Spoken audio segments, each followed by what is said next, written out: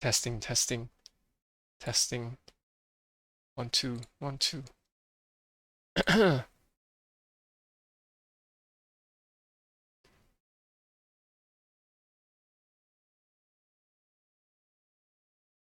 Pop up the chat. All right. I think we're ready. Let's just wait for everyone to come. You're really quiet, or is it? Hello, hello, DVS. Can you hear me?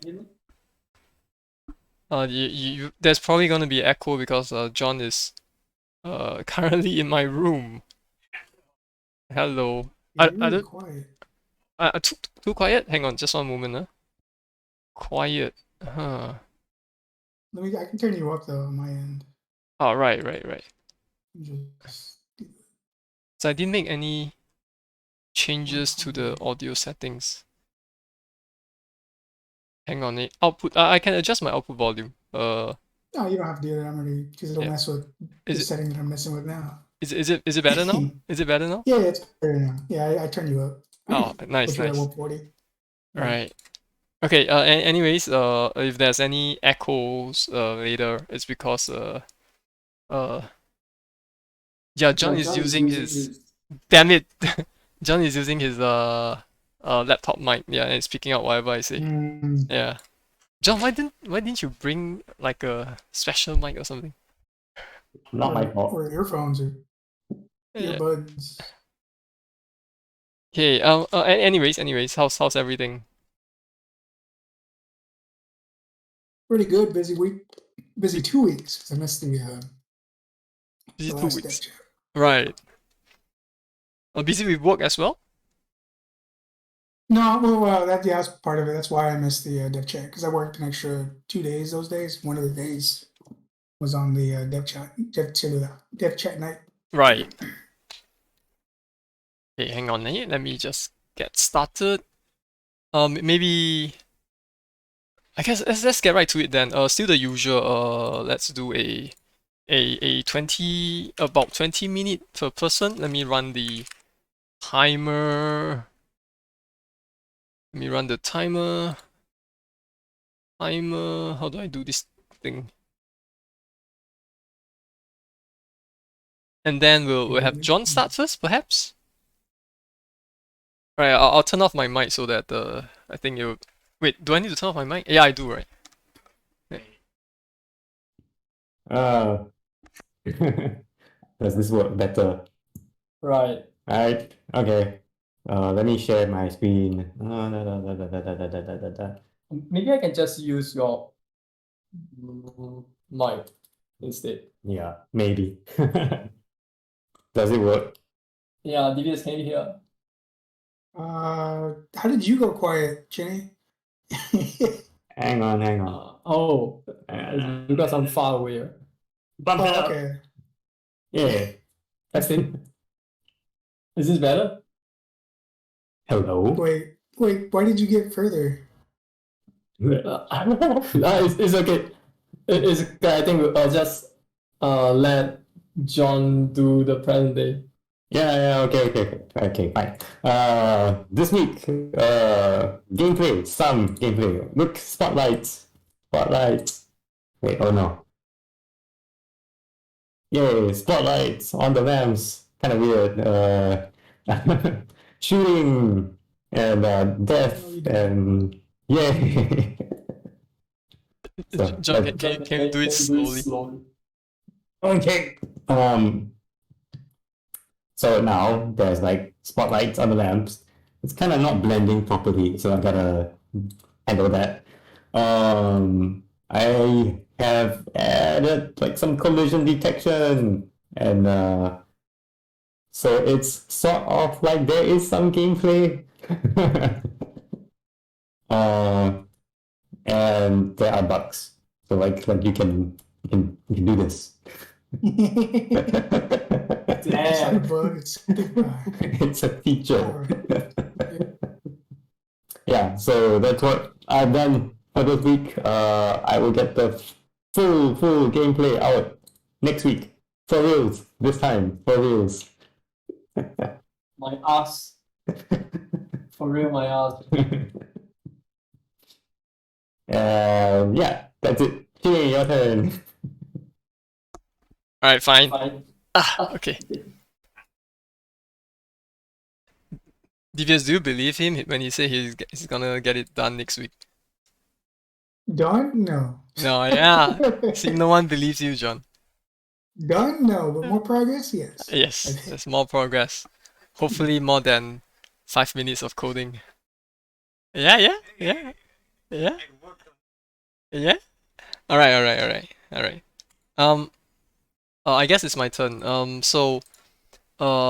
of the issue I would like to talk about is there's some issue with my save data in version 1.6, but it only affects a specific group of people. So let me just turn off the audio here. Okay. So there's this thing in version 1.6 I added localization, and what happens is for any new players, right, who downloaded the game after 1.6.0, is that the game will look into their system locale, right, what language the devices is using, and then if that language is supported, the game will automatically start in that specific language.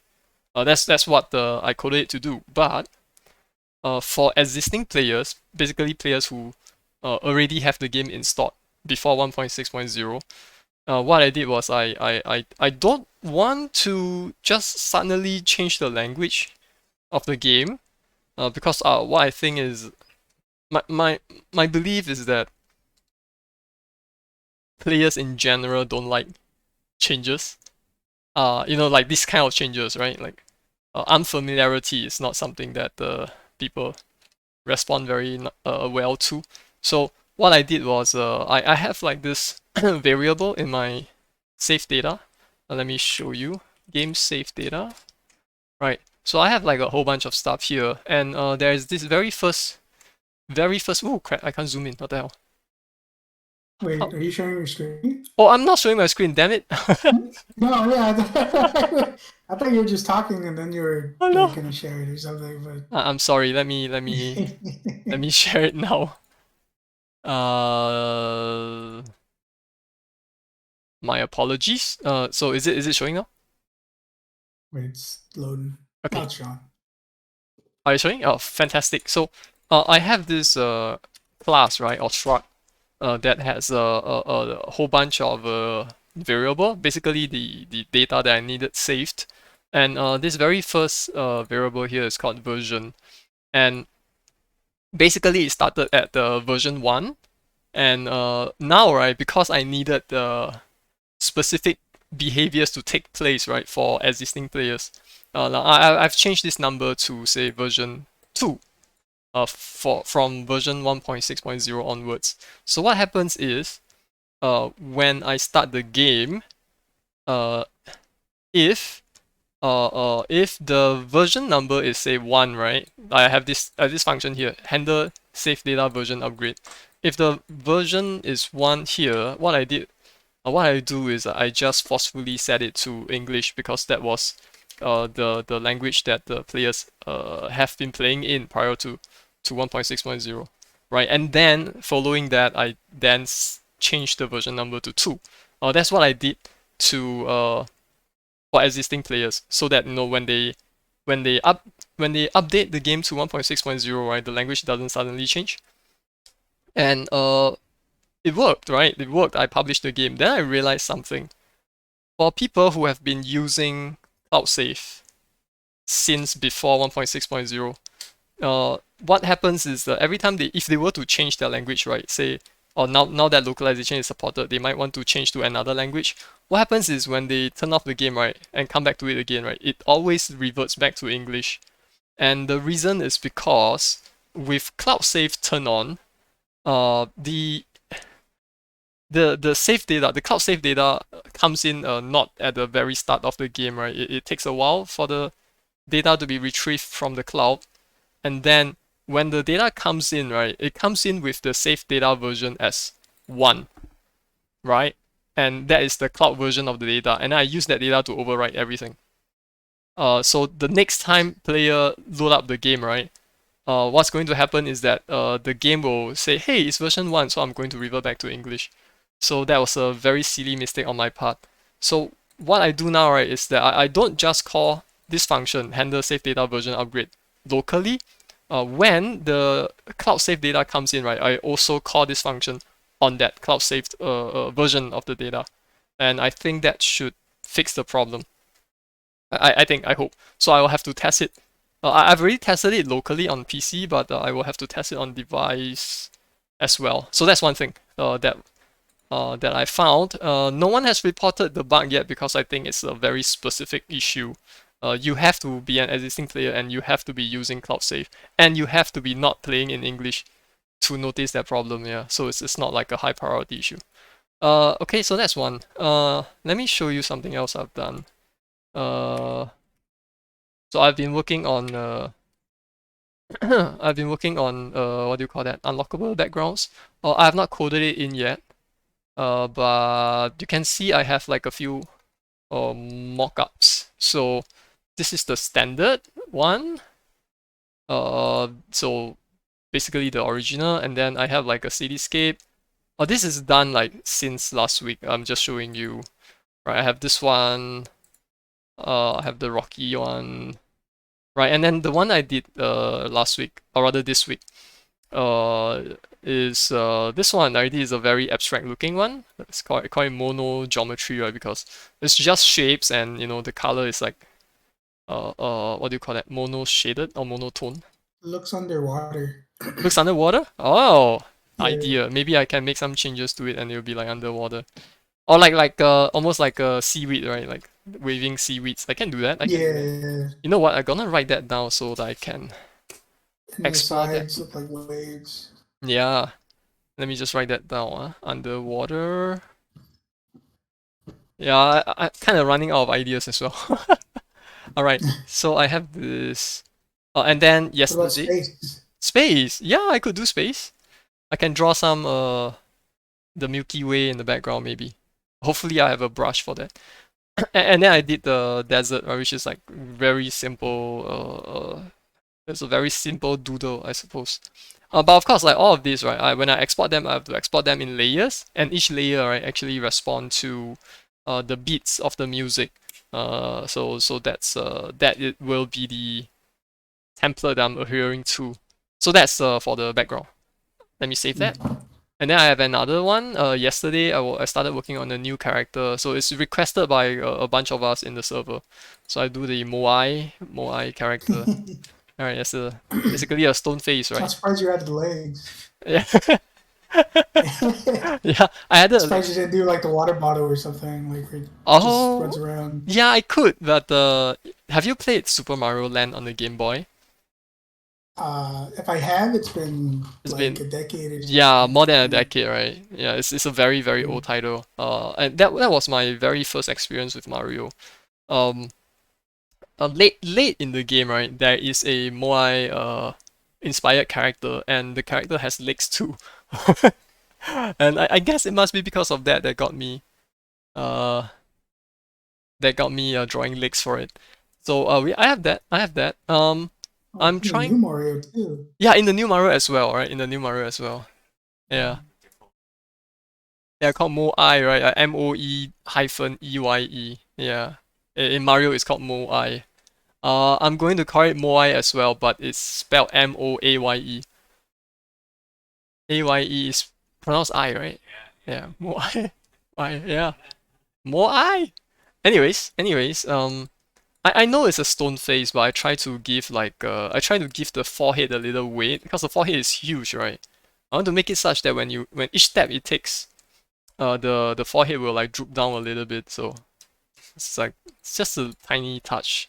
I have a jumping and falling animation. Well, I guess it's not very prominent here. Yeah, and I have the landing animation. So so far very simple stuff, but I'm not like done yet. I still have like a few more animations I need to do before I'm done with this character. So that's that. What else? What else? Okay, I guess that's about it. I do have one more thing, which is I'm using Raylib. You missed it last week, but I'm trying to revise C++, right? By using this framework called Raylib. Yeah, so it's not a framework that is packed with feature. It provides you with like the most standard of functionality. It provides you with what do you call that? Provides you with the ability to load images, the ability to load sound, audio, the ability to detect input, and the ability to display a window, right? Stuff like that. And so that's what I have, and what my intention is to build an engine, or rather build another framework, right? On top of it, build a game framework on top of what Raylib is providing. So last week I showed the tile map editor that I worked on. So it looks something like this. Oh, by the way, most of this is done like I started this in school, right? Because sometimes while I'm in class, I act as an assistant, right, in one of the schools, and when the main lecturer is giving a lecture, uh, and I have nothing to do, I just work on this.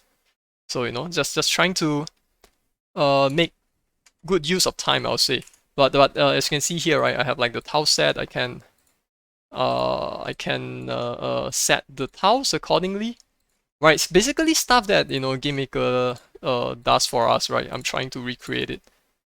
So it's here and here and here, right? And I can save and reload and stuff like that. And I realized that I'm like basically trying to slowly build what I have in GameMaker right in here. So like I have my what do you call this? I have my debug console as well. I can say go to another state. So I have this state called the test state, and as you can see, it has a animated sprite. So an animated sprite, right, is actually not the natively. Well, I'm not sure if that's the right word. Natively supported in Raylib itself, right? Raylib doesn't have like this animated sprite class. It does give you the function to say uh abstract a portion from a texture and draw it to screen. It has something like that.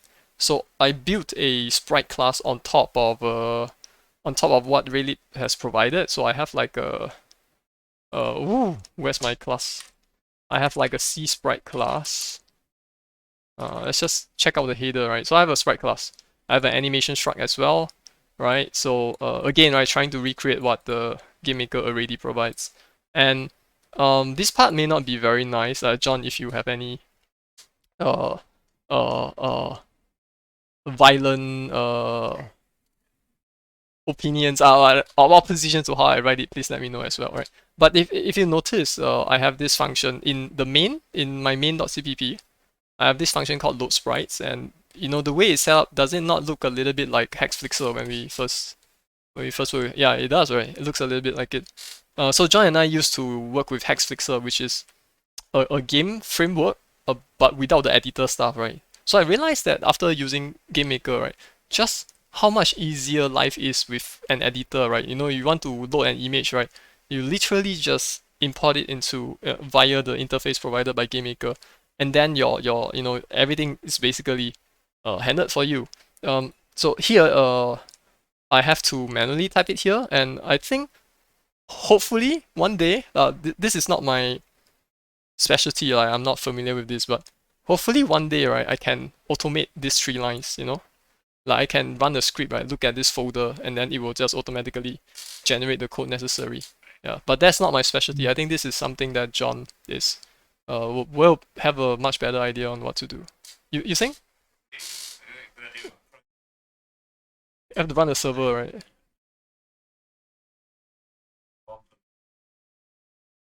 Macro at compile time. What if what? Oh freak! What if it is something that is run like periodically every minute? What do people need to do something like that? Like what is a tool, right? To say look into a directory and see if there's any changes, and then you run the thing. Cron jobs, is it? They call it cron. Wait, I must have missed something. Right? Are y'all in the same room? Can you hear John?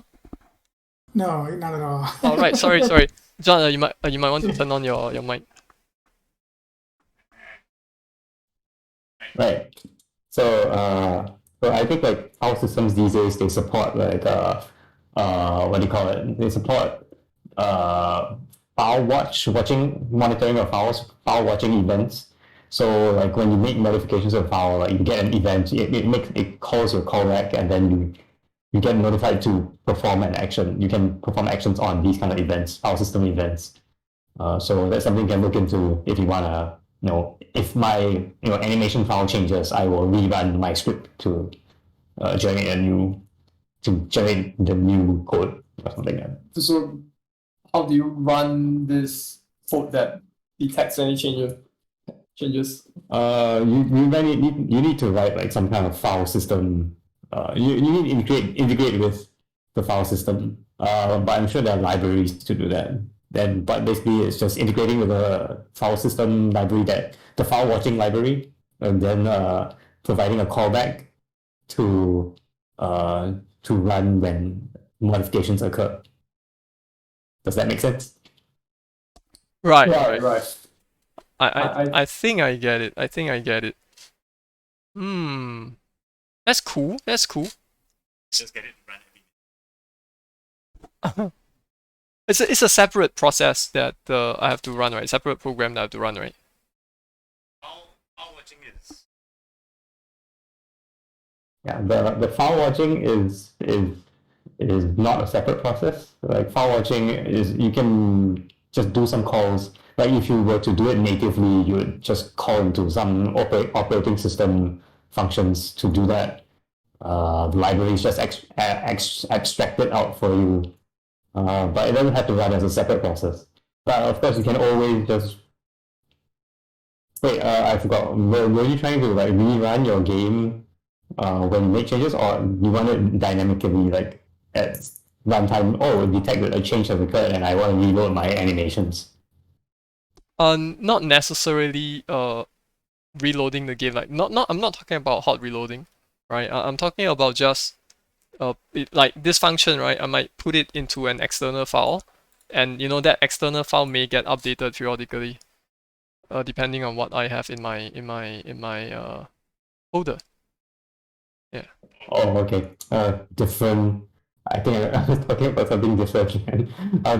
Assuming that you would edit your animations in, say, like pixel edit, and when you hit save, your game would automatically, basically, yeah, you're using hot reloading. But no, you want to generate the code. Yes. Which can be done. I mean, you're just writing to a separate file, right? And then, yeah. Yeah. Just write to a file your code, and then you can put it in. If you're doing C++, you can do like a hash include of that file in your C++. Right. Yeah, I'm just saying that I don't want to have to manually click to generate the code for that. I just want it to be smart enough to generate. Yeah. So the solution is there, right? Basically. Yeah. So fantastic. So eventually this can be exposed. Or rather, this can be turned into an external file. Yeah, and I think that's about it. Of course, I have to write a entity manager. Oops. I have to write an entity class, and you can see that I have like the standard, right? Set animation, update animation, set sprite, which is set sprite is basically like in GameMaker you change the sprite using sprite underscore index. Same difference. Set animation is like basically you changing the image index, I suppose. I guess that's one. I have like the update physics, which is to update the position of an object depending on its velocity. Right. So in GameMaker's term, that would be changing the direction and speed variable. Right, I have like the update and fix update. This is more or less like borrowed. The name is borrowed from Unity. The idea is I want to update my physics movement at a fixed rate, and also update my collision at a fixed rate. I have not done collision yet, so it's not in my framework. at the moment. So if I have time, next week in class, right, that would be what I will be looking into, writing collision. But yeah, the idea is to update physics stuff, right, at 60 FPS, at the rate of 60 FPS. Whereas for update, right, this is where I do like my input checks, right. This will be executed basically as fast as possible, basically however fast my computer can run it. And I think that's about it. That's all I have. It's your turn, Devious. Okay, so I think I gotta learn more about that kind of stuff, but Sorry? so I don't know a whole lot about. I don't know a whole lot about what you were talking about, but Right, but you can kind of see the yeah. I can yeah. kind of see what. My biggest question was just why. Oh, just why? Just yeah, The why? I don't think there's any like real just doing it just yeah, because. just because. Okay. That's one, right? Just because. But if you want a practical answer, then it would be that if I mean, learning is practical enough. oh, that's true. That's true. Just Learning is a practical enough reason, but there has been cases where having our own framework may help. So, for example, like when Nintendo came around and looked for developers to bring their games to Switch. Like John and I we were in a meeting with them, right? We had that opportunity, partly because of the partly because I guess our school pulled some string. I was from DigiPen, and DigiPen had ties with Nintendo. So it'd be like yeah. So that's one of the reasons, right? So we had a meeting with them, and and uh uh and back then I think we actually had the option, right, to port it ourselves because we were not bound to an engine like say GameMaker or Unity, right? Well, actually, Nintendo was working with Unity, so people could have just easily ported, well, quote unquote easily, right? It's not necessarily easy. Yeah, could have ported their game to the Switch using Unity. But for GameMaker came into the game really late. I think like 1 year late, if I'm not wrong. I cannot remember the exact time. So if we were using GameMaker, right, uh, then for sure we would have missed that window. Although ultimately we did miss that window anyway because we signed a contract with a third party before the meeting with Nintendo. So that was a mistake on our part, right? But like going forward, we'll be a lot more careful with signing contracts. Like we're not going to be Yeah. that naive anymore. But like if we had not signed that contract, right, we could have just gone straight to port it ourselves because basically we have a framework. We are using a framework that is like say open source. That's one, right? And we are just building our own code base on top of that framework, and all of that stuff we can just take it and then perhaps rewrite the rendering backend so that it could work on the Switch. Yeah, so that option is open to us, and I would say that is a pretty decent reason to say have your own framework. Yeah. Of course. Yeah, that makes sense. Yeah, and also having a framework means that if one day GameMaker dies, right? If they did not release their code, right? If they do not open source their code, right? Then there's a good chance that's it for your game, right? You cannot you either have to rebuild it from scratch in another framework, or you have to rewrite GameMaker yourself somehow. I don't know. I'm just saying that you're not beholden to whatever a third party is doing with their engine. Yeah. Yeah. Yeah. But of course, using an engine also speeds up the process, right? So, it's definitely, I think at the end of the day, right, using an engine is probably the more practical choice. Yeah. Yes. Yeah. John say yes. Yeah. Yeah. Yeah. It's true. Yeah, Like, no, I get it. I get yeah. it. Even amongst our peers, right? Like I mean, in DigiPen we were trained to write our own framework or engine, but now it's been years now, right? I look around, right, and most of us who's still working on games, they are not writing their own engines, right? They are using what's available in the market because it's the most practical. It's the most practical thing to do. You want to write your own engine, you take a lot of time to do so. Yeah. So Yeah. time is expensive, so we don't do that. Yeah, that's it. It's your turn. All right. I posted a game. If Okay. you want, you want me to play it, or do you want to play it?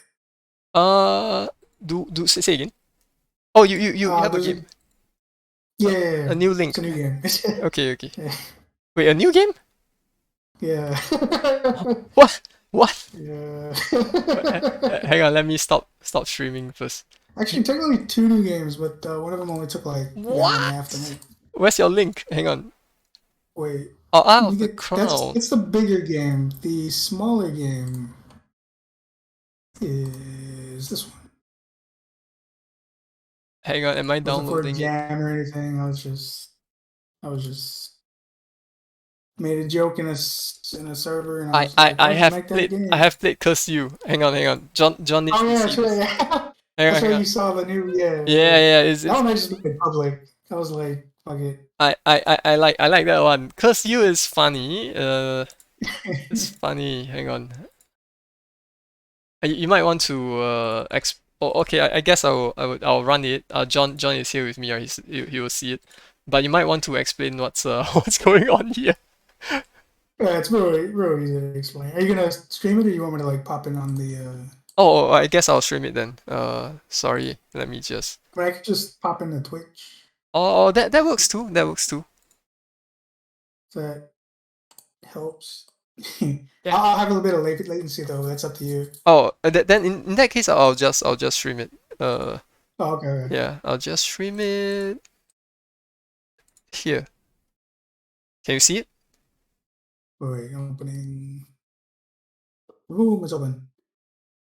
Huh? Yeah, I can see it. Yeah, yeah. Oh yeah, okay. Find your cursor, then click the green box. So you can see your cursor, yeah, John.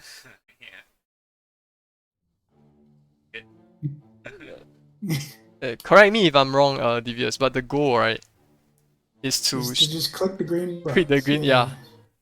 Yeah. Just John's click already lost. There is a technique of I so when I was first testing it, I was like, well, you could just twirl your mouse and that kind of gives it away. So I had to figure out a way to like program Uh-huh. that. So, yeah, that's a technique, and it works for some people, but if you're not careful and it spawns you on like near the edge, and you try and do it, you'll get out of bounds, and that's like that's Yeah. the limit of that trick. Yeah, stay in the window, John. Very difficult to. Yeah, that's the challenge. Yeah, that's the challenge, John. What? Yeah, I was in someone's channel and I made a joke, or somebody posted something, and I was like, "What if that was a game?" And then I just made it. I was like, "I'm proud of this. This is something to be proud of." Yeah, it's a unique concept. It's really funny. I'm sure it's been made before, but I didn't bother looking it up or anything. I was just like, I'm just gonna make it because there's some stuff I wanted to mess with, test out, just to see if like how to do it and stuff. Because one of the big things with Game Maker, which is really annoying, is there's latency with the mouse if you like make your own cursors. Oh yeah, you're right. How do you fix that? Yeah, and that's you don't. Well, technically, I didn't fix it. You can change the cursor. So there's two ways to change the cursor. One is to have your own sprite, which will still cause latency. Hmm. And the other way is to change the actual cursor. Like, so if you go out of the window, it turns back into like a regular arrow. But if you go back into the window, it turns into the little hand. Right. And there's code in Game Maker that can change that, what your cursor looks like. But you only have a set list that you can pick from. And it's all like the Windows cursors. Like you can't make your own cursor, your own sprite cursor. Right. I like your choice of music as well. Yeah, what is it, Carmen? I think. Bum bum bum. Yeah. I was trying to go for the whole like I don't know how to explain it, but like the hectic thing, and then Oh yeah.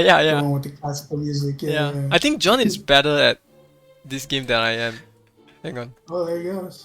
John got 8, I already right? found him. I think I've only Yeah, he got 8. Yeah, he got 8. yeah, I think I've only gotten 2. Where's my bloody cursor? So I'm not too familiar with the logic for how you decide to I see John animate the looking background. right at his hand. Oh yeah. Oh, animated yeah. the hands. Yeah. Okay, so basically, this is actually something I learned a while back, so I just applied that. Basically, every step. Okay, so yeah, I have a variable that's always constant. So every step, I save that variable to a var, a local var, or whatever. Uh-huh. You don't have to. You can just have another variable that does it, but I just do it like that because that's just my way of doing things. So you save that to the local var, and then you change that constant variable to the current mouse position. Then you use both point direction and point distance Right. to get how far it is from each step. So the faster you move the cursor, the further the distance when it does that check for each step. And then you Right. just use that and you apply it to the to each of the things. And you put them in like different directions or similar directions, or what do you call it? But I found out in testing Yeah. that you can trick it by just doing the little circle motion because it just really sucks because this is because of that slight lag that Game Maker has because it's going by steps, it's checking by steps. Yeah. So it still has that lag whenever it has to tell the other hands to move around. Right. So what I ended up doing was putting to try and minimize that lag as much as possible. So I put a little counter that slowly counts up every time you change the direction that you're moving your mouse. Like variable goes up by like 0.001 or something. And if you do it for too long, then I try and just match. I put a random because there's a check every step. It's an if statement that goes through every single mouse. And it changes direction or it tells it what to do. It puts a timer on it, whatever. But it checks for a timer, so they won't change after until a certain amount of time. But if you move around too much, change your angles and whatnot, it'll basically just start trying to go 1-for-1 with your mouse. And then that's how I kind of combat the whole cheat of moving your mouse around in those circles. Right. And that's basically how that goes. But you have to whenever you set it, you get to that direction and the length, you have to multiply it by a certain percentage, else they'll just zoom impossibly across the screen. You just gotta, it's just a bunch of little fidgeting with it and trying to get it to look more natural, more natural. Yeah. But all the movement is just based on how you move the mouse. Right. You move slower, they move slower. You move faster, they move faster. Yeah, which makes it really hard to see your own. Yeah. So many times you're playing it and it's you think that's your one because it looks so natural. Yeah. It's moving exactly how you're moving your mouse. And then it poofs away or something or it goes somewhere else. Yeah. Yes. I love it. It's really funny. Also, John is playing again. Let's see. And there's also no sound. I gotta put a score. Part of me was because I took into account what some people were saying about chainsaws, saw blades. That's the word. Right. What someone said about saw blades about saying the score. So I just decided not to put the score. I'm kind of regretting it because I kind of put it on there, but at the same time, I don't want the score to be there. I just want players to keep going until they lose. Right. That so makes I was sense. But do you think you want to add at least a audio feedback? Maybe, I don't know. I mean that's super easy to add. Yeah. Literally just ding. on click. Yeah. Yeah, just like a beep. Or I can what I was thinking originally was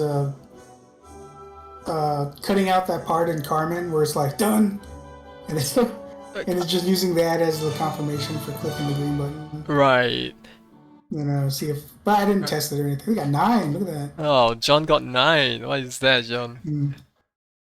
Fantastic. Found a game that John is Actually, good at. you know what? I haven't checked how many downloads we got because I just threw that one out there and I didn't. Oh, Yeah, John likes it. He says it's really fun. yeah. It's fun for a while, and it's a what's that word? Like a gimmick game or Yeah, which is fine, right? shovelware. Yeah, Well, it's just no, fine. That was yeah, the whole point of it. It yeah, was just to be a small little yeah. Shovelware thing is for probably you. not the right word. Yeah, no, definitely not because shovelware is the intent Right. of it's just yeah, I don't know what the word would be for Mm. whatever. Yeah. Let me see analytics. Oh wow, look We at got that. got like 6 downloads. 6 downloads? Yeah. Needs more. It needs more. Yeah. Yeah, post it on Reddit. All right. Right. Yeah. So this is the new game. Mm. It's a rehash of the old game. Same name that I Yes. showed off a long time ago. The game that I was making on for multiplayer online on Game Maker's GX thing, Uh, and then I saw that they're adding multiplayer functionality or whatever, and I was like, okay, I'm just gonna stop making this right now. I'm gonna, no, excuse me, no, I'm gonna just work on something else while they get that situated. But then I was watching Yu-Gi-Oh again recently, and then the itch to make a card game started going at me again, and I was like, I guess I'll make it then. Make it for like the 5th time this particular kind of game with right. cards and everything. So this is uh, the current what do you call it? Yeah, you just click anywhere and you Okay. just keep going. Let's take a. There's a lot of text, so I kind of need to. I was working on cutting it down. Part of the reason there's so much text is because I'm adding a little personality to it, but I think I'll just take out some of that and just make him say what to do. Right. That or put a like a little what do you call it? No, he basically told you to put it in your kingdom, which is on the right. So Oh, on there's the right, let me just give you the quick rundown is left side is the battlefield, right side is the kingdom.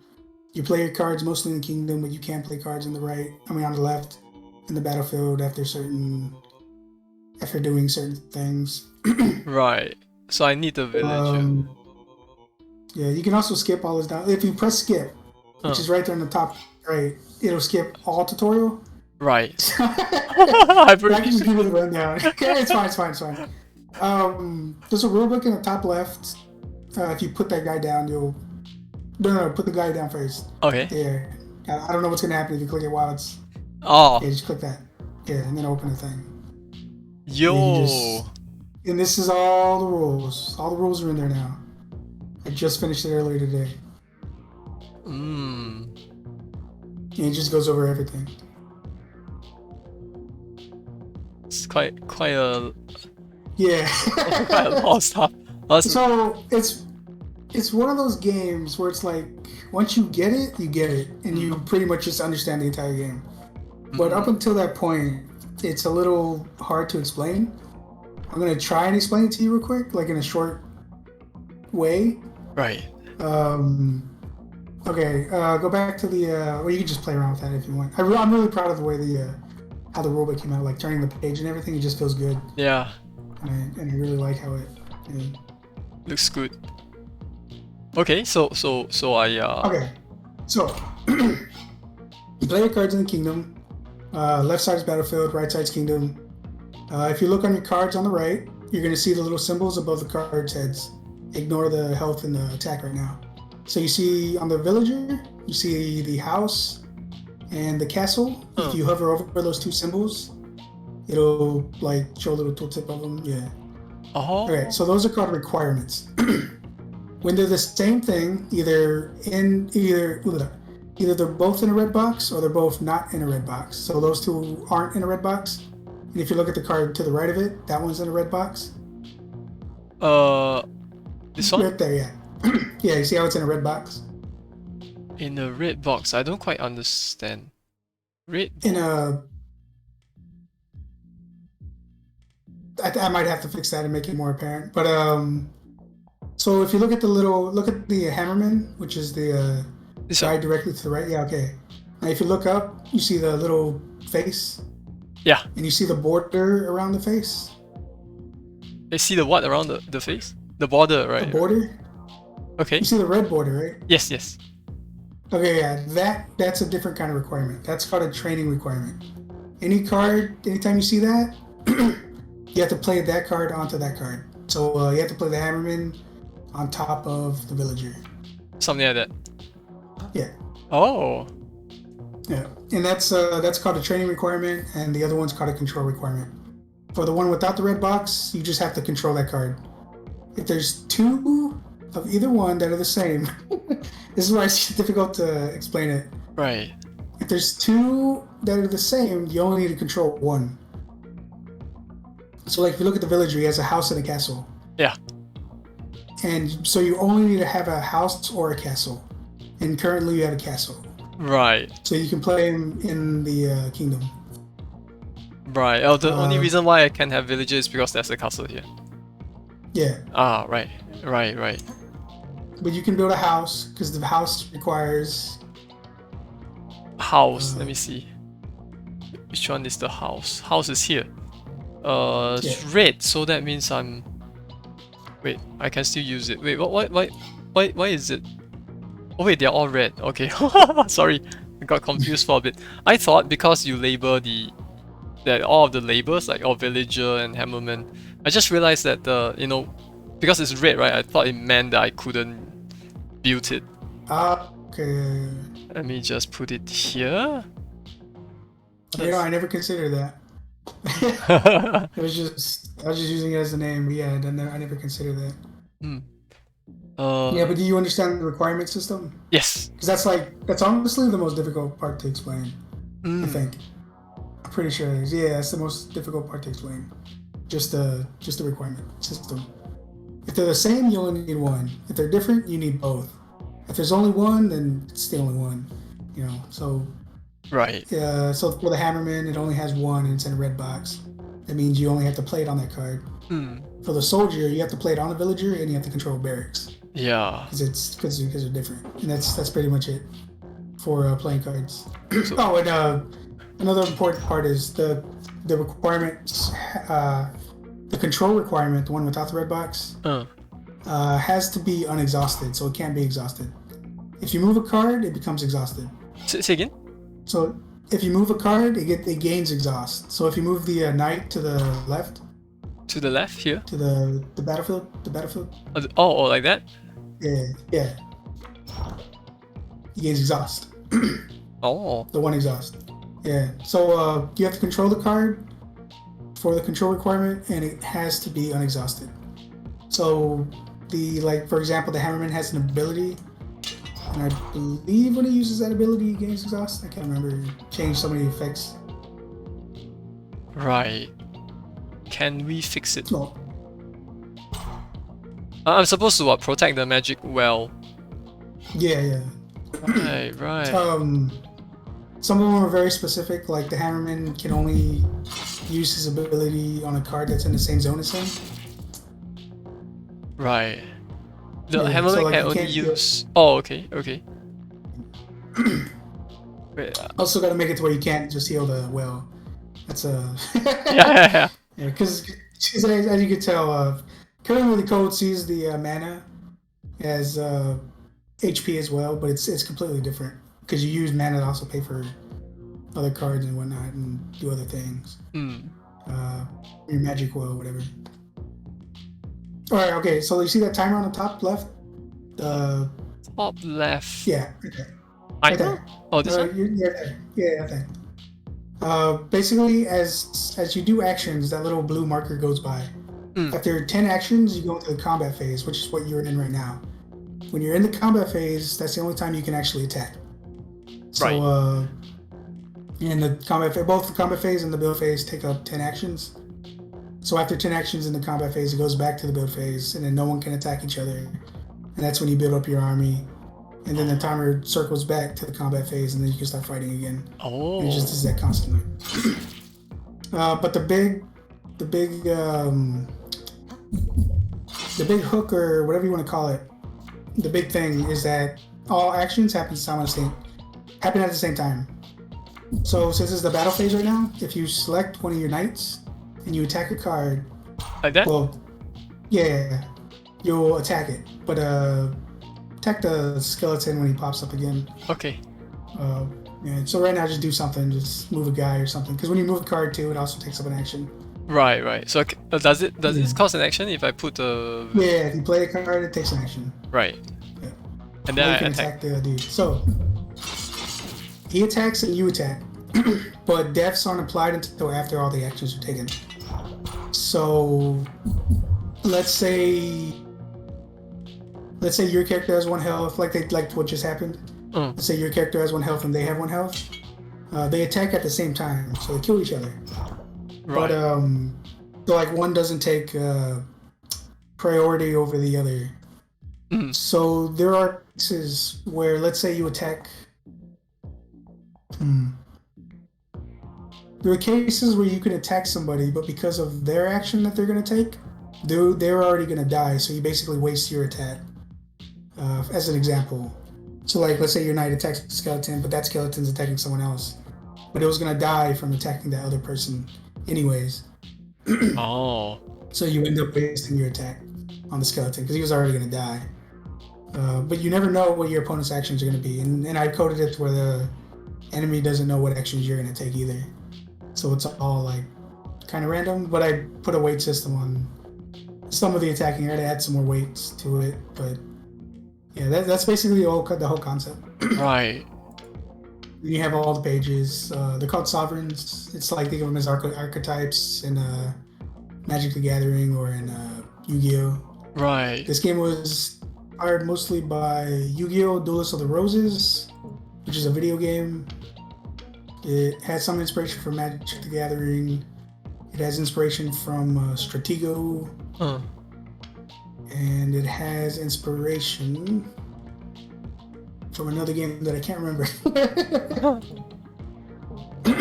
That happens. Yeah, I mean, it's where you can only select those. You can't select anything from any of the other sovereigns. You just look at them.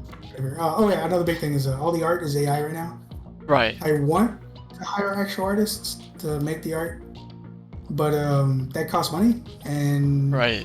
will also take a good long while because it takes about an hour or two. For some of them, it took a little longer. But for each piece of art, I had to like keep cycling back and forth through the AI stuff to keep changing the prompts or whatever. You know, it's a lot quicker than actually hiring somebody. But I can't copyright any of the art because it's AI art. Right. Right. I'm still on the fence because I've highly edited a good chunk of them. But you know, I don't want to rely too much on that. Right. There's also the you don't know how like your general audience will take it as well, right? Like especially during that's this time. true. Yeah. But I'm actually really curious how that's gonna be taken because I could go on a whole thing about the ethics of using AI work. Right. Right. That's like a whole discussion though. Like a really long discussion too, because both sides have like extreme opinions. So there's there's like the group on both sides that's like, okay, we can argue this, you know, we can talk about this and discuss it and whatnot. But then there's the extreme sides. One of them is just completely against AI art, and the other one is just like calling the other one like, what are you crazy? It's just AI art, you know. One defends it heavily, and the other one attacks it heavily, and then there's like a middle ground where it's like they just talk about it. Right. The extremes on both sides are the ones that I'm really curious about what will happen if a game like this came out. Yeah. Is there any precedence? Like is there any? No. There is not. I could not find one. There's like smaller games that use it, but they're all like too small to gain any traction. Just smaller games. Yeah, they're all just like smaller games. Right. Currently, no AI, to my knowledge, anyways. There probably is, but I couldn't find one, or I couldn't think of one either. Right. And there's never been any. I never seen like big news about it. There is a fairly high profile game, right? That is that the creator of Rick and Morty was involved in. I forgot what title it was. It's a game with the talking guns. John, do you remember the Oh yeah, yeah. something to High on life? life. Yeah. High on life, high on life. So It was high on life. there's an article that said that the development team, right, basically trained the AI using their own artwork to come out with like I'm not sure if it's new design or new assets for like the lesser enemies, something like that. That's that actually goes into the discussion on the ethics of it, because that's part of the defense with AI. That's like another part of it, Right. because that is a lot easier to defend than the whole. I want to word this correctly. Piss people off, depending on how you word it. Right. But the one that uses other people's artwork, when you say that, there's two reactions you might get. One is it's art theft, and the other one is it's reference. Right. And depending on how you word it, you can piss off one or both sides. So yeah, I'm really, because, and again, this is a lot of art. Currently, there's 100 cards that are like done. Their art is like done, quotes. But there's gonna be 180 cards, which sounds like a lot. But then when you think about like how much time you save from doing AI, it's kind of wild. Like, because when it comes to card games, the art is probably one of the parts that takes like the longest amount of time. Right. And if I could just like get through that really fast, you know. Yeah. Can I mention something? I noticed your tooltip is gone.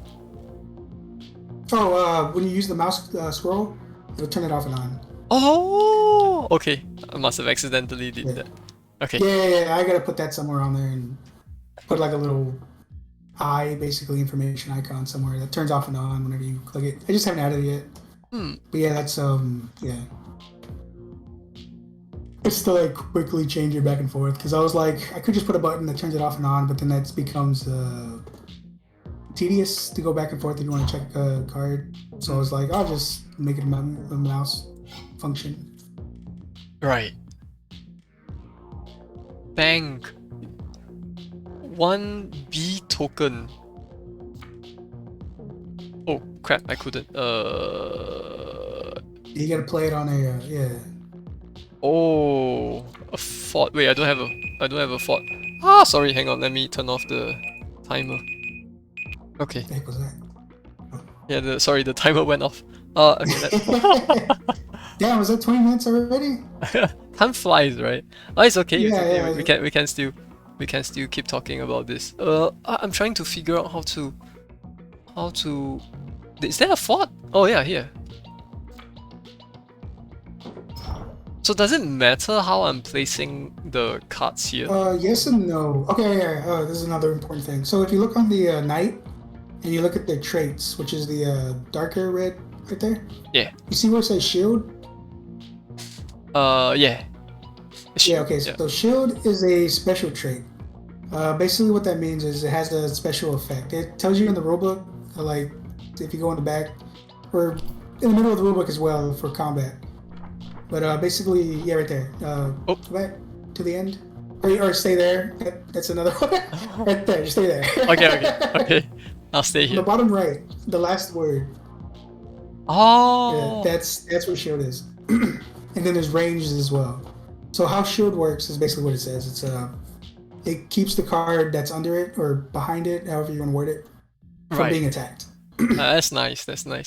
Oh man, that's so that's like a lot of like depth to the mechanics. Yeah. I wonder how you would teach it to a more casual player. Like, I don't know. I'll figure it out, because that's the thing. Like Yu-Gi-Oh, any card game has this issue with the learning curve, eventually, right? especially Yu-Gi-Oh. Yeah, Yu-Gi-Oh is probably the worst at it, or best at it. I don't know how to. Infamous for it. When you first started playing Yu-Gi-Oh, it's like, okay, you attack, you play a card, but then you get into the whole battle step and the damage step. Which are two different things. Damage step, battle step, chains, priority, I think that took priority out though after a while. Mm. And you get stuff like that, and then it's all about rulings and like there's a whole list of like how things are supposed to happen, and you have to consult those sometimes just to learn how to use certain cards. Yeah, so you see on your archer, the archer that was already there, not the exhausted one. Right. There's a little blue icon on there, the shield icon. Ah, nice. That means he's being shielded. Yeah. So your enemies can't attack him. And now the fort. This is where you were asking about if it's important where you put the fort. Yeah. The fort is and if you can build the fort in the battlefield if you move your hammerman to the battlefield. Oh, that's cool. Yeah, so you can only build a card if you have it. If you have the requirement in the same zone. So in this case, the battlefield is the same zone as the hammerman, so you can put a fort there. And then if you can put a fort there, you can shield your units. And the fort can't move, but it has a high HP, so it's harder to deal with. Right. And the fort itself also has ability, which doesn't actually work right now. Like you can target a card and you can apply the effect, but it won't actually do anything. Right. Like I just gotta add that. I gotta start going through all the because all the cards, a good chunk of the cards are pretty good. And I already thought of all the effects. I have it on my phone. When I'm at work, that's what I do. I plan out all the effects on every card. Hmm. And basically, where was I going with this? Yeah, so I just got to add all the effects and actually make them function. Then put on the weight system for the enemy to use certain effects and whatnot. And make them a little more difficult. It's actually really easy to win. There's no win condition though. If you actually reduce theirs to 20, nothing actually happens. Or if they reduce yours to 20, nothing happens. Except for it'll crash if you have no cards on your battlefield when they try and attack. Wait, so typically that would just be an instinct. Wait, is my goal to destroy this? Yes. Oh, because if you read the in the rulebook it says it, but he doesn't tell you. I don't. Right. No, I was a bit confused at first because the description says if this card is removed from the board, you lose, right? So I thought like, hey, this is. Oh, okay. Yeah, no, it's because you have yours and they have. I guess that's the assumption I was hoping that somebody would make. It was like, okay, you lose, so if I lose, then they lose. If they lose theirs, Right. But I could probably change. Well, damn it, I don't know if I can do that because then I have to change every single word from every card. Right. To change the right. Yeah, maybe you don't have to.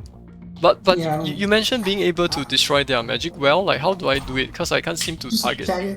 Well, see, it's shielded. The skeleton has shield. Right. Alright, John pointed that out as well. I think I'm not very observant. Another important thing is range. Your archers are ranged. The archers. When a ranged unit, so when your knight attacks a skeleton, the knight attacks back. But if you use a range card on a non-range card, then there's no retaliation. So if you attack a skeleton with one of your archers, they won't attack the archer back. Right. But there are enemies that are also ranged, and I think they're gonna pop up now. They're gonna be the Skelebos, and those are the ranged units. So if your archer attacks a Skelebo, and if your archer attacks a Skelebo, which is also ranged, then he'll retaliate against your unit. And the big thing is, if you see how your archer is shielded, your archer will still take damage, even if he's shielded from retaliation. Oh. Because, so how I view it is like, you can see them, they can see you kind of thing. It's like you shoot each other and it's like pop, pop, Right. Yeah, they're popping up now. So those Skelebos, the skeletons are right there. The new skeletons, those are ranged. Right. Yeah, so now if one of them attacks one of your dudes, if they attack one of your knights, they're not going to get hit because they're ranged and your knight isn't. But if you attack one of them, then obviously it's going to be retaliation because like I said, it's really easy to actually hit there well because I haven't put a weight system on. There's a lightweight system on how they play their cards. Like right now, he's supposed to play cards. I don't know why he's not, which is weird. Right. Because he's just attacking. Yeah, there's supposed to be a weight system to where he's supposed to play a card to help defend his castle or his well. Right. And, part of the plans is to make this multiplayer in the future. Yeah, I think that could that could be a really fun idea. I'm trying to see if I can destroy the well. But you can. Like I said, it's really easy. It just takes a little longer. I've been actually thinking about lowering the well so it's more risk. So like to 10 damage. Right. So once you hit 10 damage, that way even if they attack you. But there's still like a whole bunch of balancing that I gotta do.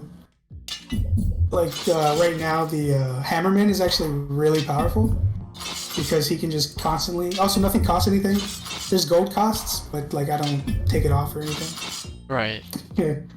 But the Hammerman's ability is basically to heal any structure. Oh. So you can just constantly heal your. Yeah, you just constantly boost that up if you wanted to like just keep your wall up. Wait. Hang on. Yeah. Wait, I can't heal this? No, you gotta right click it. Right click it. Oh, right click. Right click. Yeah, right click to activate ability. Yeah, there you go. Oh, yo, that's cool.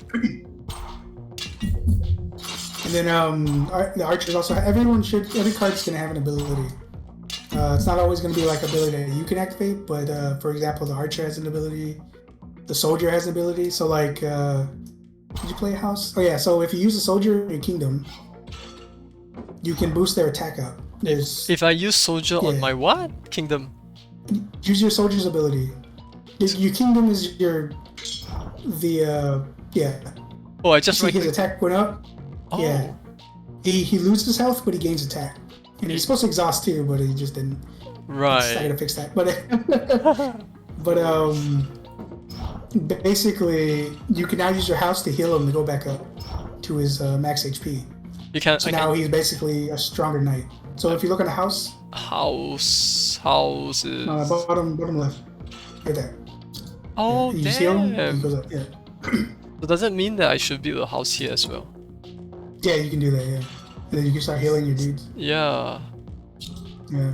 This is another thing. He's. I think I might add like 2 exhausts because the house is also really powerful. Yeah. All right, man. Time to kill everyone right now. Yeah. Oh wow, they didn't put it. No, I gotta fix that. Oh, I know why that happened. Okay. Yeah, I didn't change the weight system. So yeah, they're supposed to play a card. Once you kill it, nothing happens. It just goes away. Right. So like, it's not gonna do like an end screen or anything. That's all right. I just want to kill it. Yeah. All right, man. Cool. I won. Win. Yeah, it's a very cool concept. It's very cool. Yeah, I just need to basically add all the abilities. There's also going to be like an overworld, which shouldn't be that hard to make either. Right. So after you win, it goes to the overworld, and there's going to be card packs. So in order to unlock a card pack, you have to defeat that particular group of enemies. So in this case, once you beat the zombies, so the undead is that particular sovereign or archetype.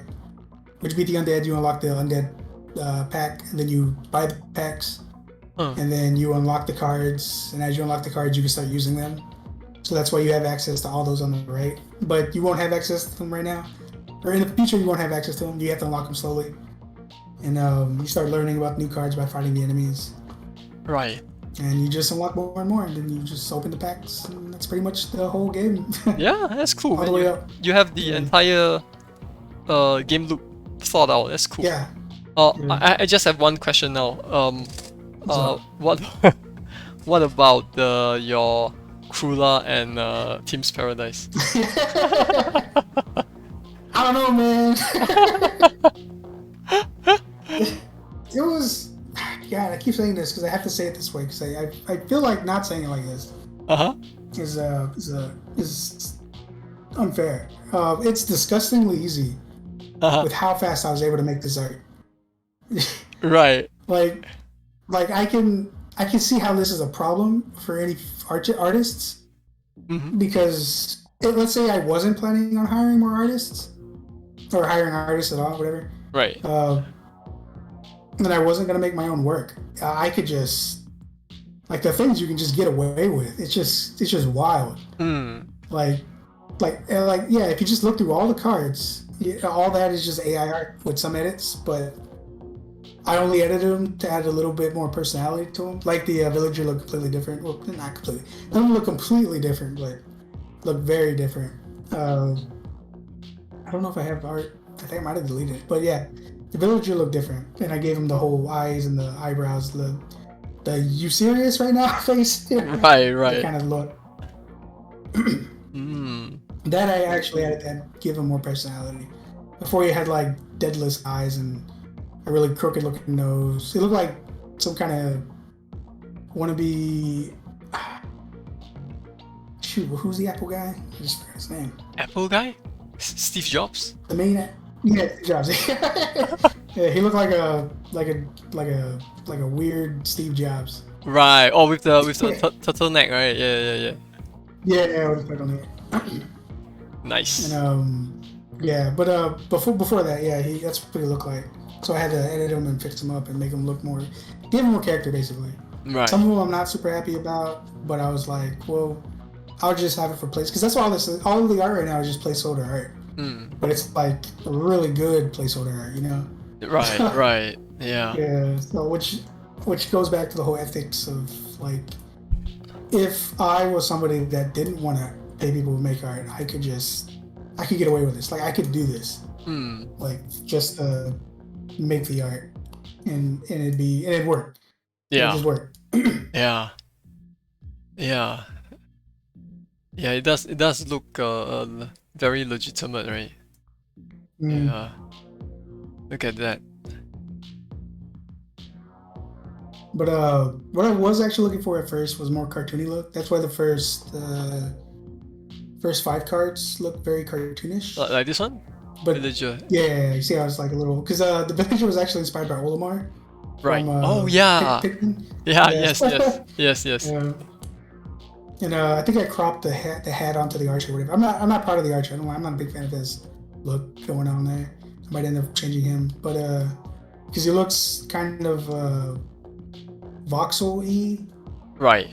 Yeah, and I'm not super. Which is funny to say for a pixel art, you know, because you would think most pixel art is voxel-y. Right. He looks particularly voxel, and I'm not a big fan of that. Not that I hate the style, but it clashes with the rest of the styles. Right. So yeah, it's originally not, I was going with the, it's not 100% consistent, right? From card to card, the style. Right. Yeah. Because the first 5 look cartoony, but then they all started looking a little more serious. So if you go to like the next page, that's when they start looking more. Yeah, you're right. Like it's such a difference. And then they all started looking like that. Like this current more serious look. Yeah, this Heretic is totally like realistic art style. Yeah. And, he got some of those. This group probably has the ones that I'm least proud of. These started going a little more cartoony. Right. But yeah. But as you keep going, you'll start seeing like a mismatch of cartoony and then realistic. Right. And each one has like its own like influences. Like this one's Alice in Wonderland. Right. I gotta change some of the names. Originally it was gonna be all plants, but I was like, I can't get the AA art to do what I want, so I was like, I'll just make it a little looser. Still, I'll make all the other residents of like the Queen's units will be like plants and whatnot. So like the Tweedledee is like mushrooms or whatever, the little Tweedledee brothers. Right. The Weedledees. And then like in Alice in Wonderland you have the cards, so I made them acorns, which is gonna be that brown one on the left. Yeah, that one. Right. It's supposed to it's gonna change into acorn numbers or something. I don't know. I really thought of a name. That's why it's those symbols an acorn. Yeah. You have all this stuff, you know. My goodness, what happened to Mad Hatter? Yeah, I don't know.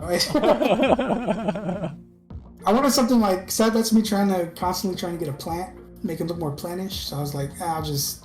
This one actually pretty decent, so I'll just choose this one. So I was like, whatever. Right. Because he had some green on him, looked kind of like a leprechaun looking thing. But, right. Yeah. And then the aliens I really like, although they look a little too similar, sort of. Yeah, so that's an alien race. Agent. They're called the Greys in Black. Yeah, they're a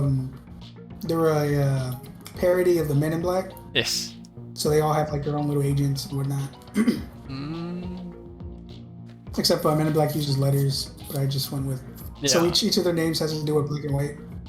So like each one's like shade, gray, shine, hide, darkness, or Right. smog and smoke, or fog. I forget what they named them. They changed their names a lot too. Right. These were based off of. These are okay. So like each one has like their own Theme. rivals. Right. Yeah. So these are all the voids, which are the rivals of the grays and black.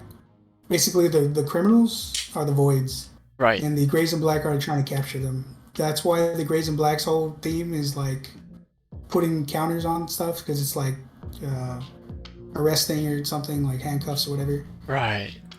And then the voids are all about hiding, so they go face down and stuff. None of their abilities, I don't think, are in the game right now, but yeah, that's gonna be their whole thing, is messing with face down cards and whatnot, which will be great when it's multiplayer. It's not gonna do much in this kind of thing when you're facing AI, but if you're doing like multiplayer, it'd make a massive difference, because you can hide stuff. They're gonna like switch with each other and whatnot.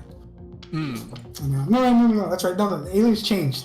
The aliens were exhaust, but then they changed it. No, the aliens were face down, but then they changed to exhaustion, because I wanted to be like, it's exhausting for the aliens to try and catch them. Right. That's why they add exhaust, and then the aliens were trying to capture them to slow them down or whatever. The beasts, the beasts are based off of fairy tales, and the beasts have no art though. Is this one? The beasts are gonna be, yeah, that's that one. It's the Grimm is like the Grimm brothers. Yeah. So I mismatched Grimm brothers with fairy tales, which, I mean, they already make fairy tales, but I mixed and matched it. So Right. some nursery rhymes kind of things. Candy House. Candy House is like the Hansel and Gretel, witch's right? house, and Hansel and Gretel. Yeah. The treat is gonna be the gingerbread man. The weasel, it's Pop Goes the Weasel, or something, I forget. I think I came up with something else. The Skinner is what is his name? Skinner. I forgot his name. He's an old folklore thing. Rumpelstiltskin. Here you go. Right. Yeah. And all the other ones are like the king, I think, is the Beauty and the Beast. The Fallen King is Beauty and the Beast, and as well as other kings. I kind of mished them all together. So it's the Beauty and the Beast meets like any other king that became evil or whatever. And then you have the I forget what the queen was called, but it's like the second to the last one. Whatever. Anyways, you get the idea. Yeah.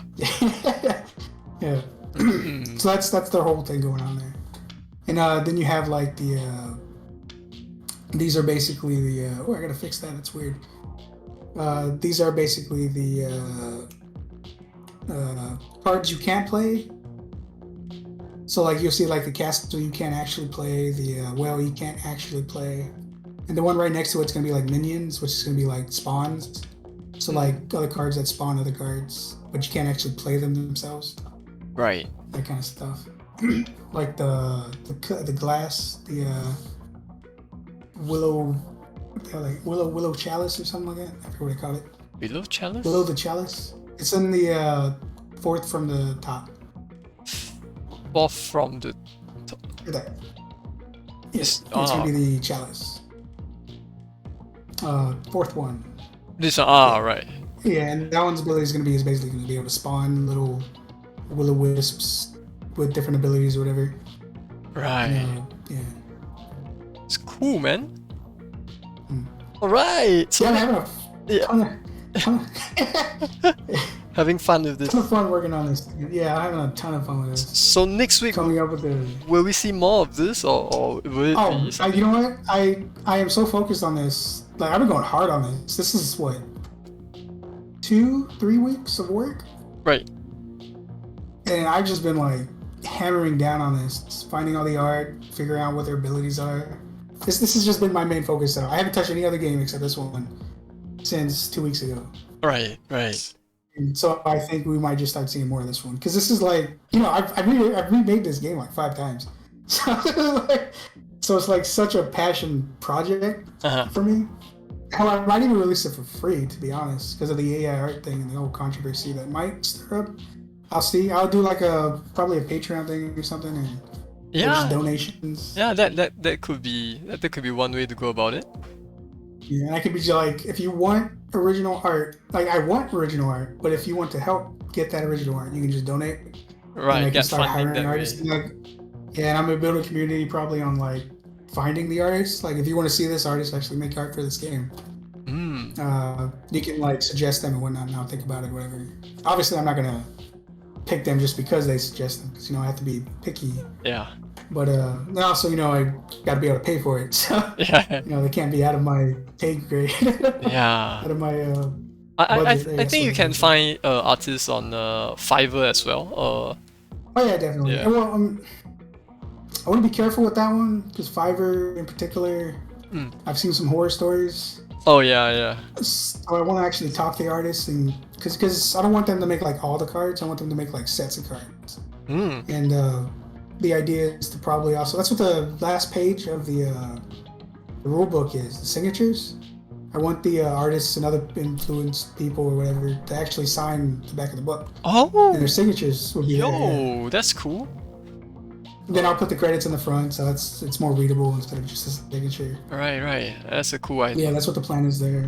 Yeah, that's gonna be fun to mess with. And I'll probably put some Patreon backers there too. I'll Right. probably, if I get too much stuff that fills up the whole thing, I'll probably start making pages of it, so it does a random page every time Hmm. you go to the back page. So it's like a different page that shows a bunch of different signatures and whatnot.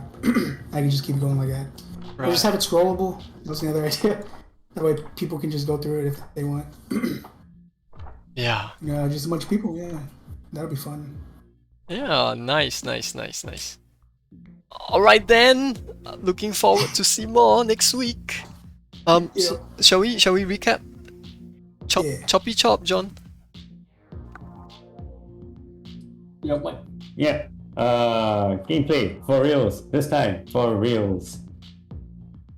It's like exactly Looking what he forward. said last time. I mean, he added some gameplay elements. He didn't. That's finish, true. but, That's true. you know, That's true. He said gameplay next week for real. Next week, right? Yeah. But he said that this is like the third time he's saying it. Third time. I'll just say he didn't lie the last times. He Right. added gameplay. He That's what he did. Play right. At least there's different states to the character now, right? At different states, yeah. Alright. As for myself, I'll be continuing working on the unlockable backgrounds. That's my focus at the moment.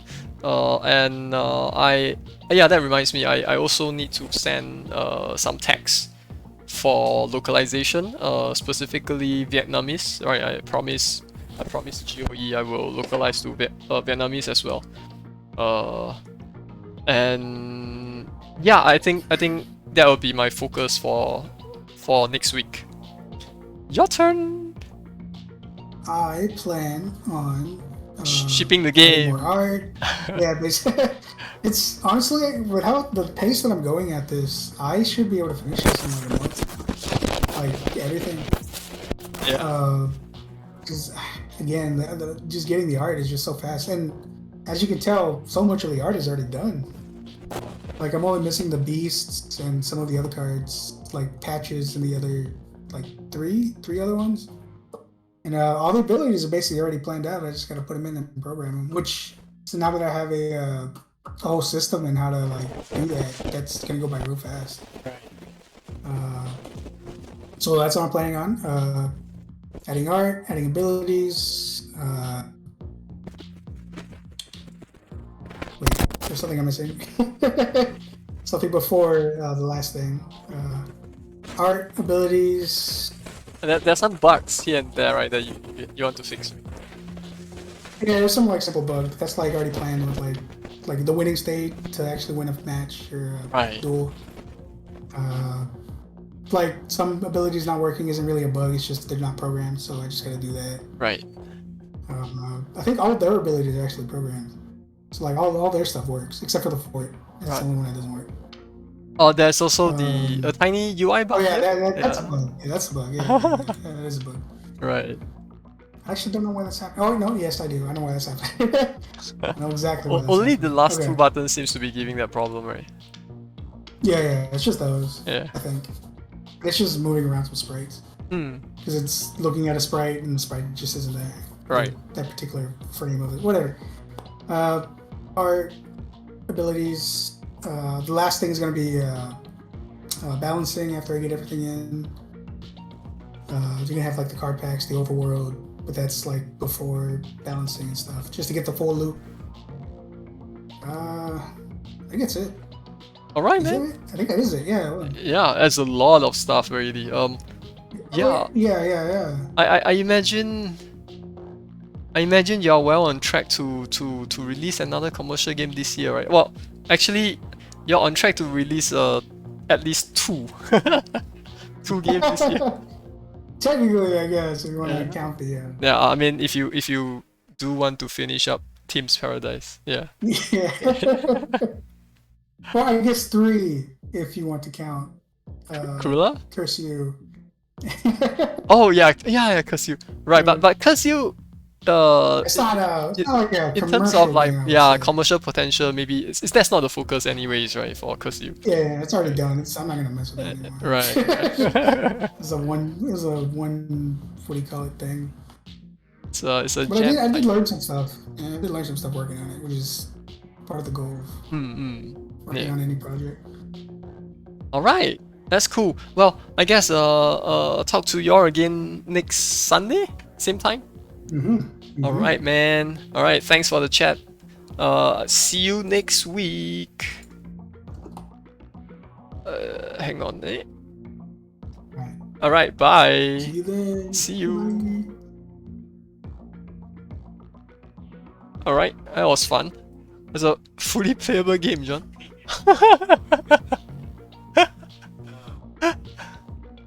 Look at this. It's fully playable, John.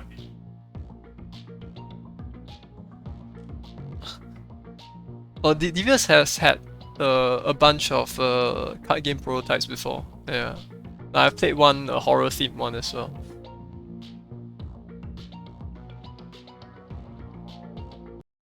So are you gonna finish your game? You working on it? All right, man. All right, man. Okay. Anyways, time for me to end the stream. This has been Dev Chat 131. Yeah. All right. Thanks everyone. Bye.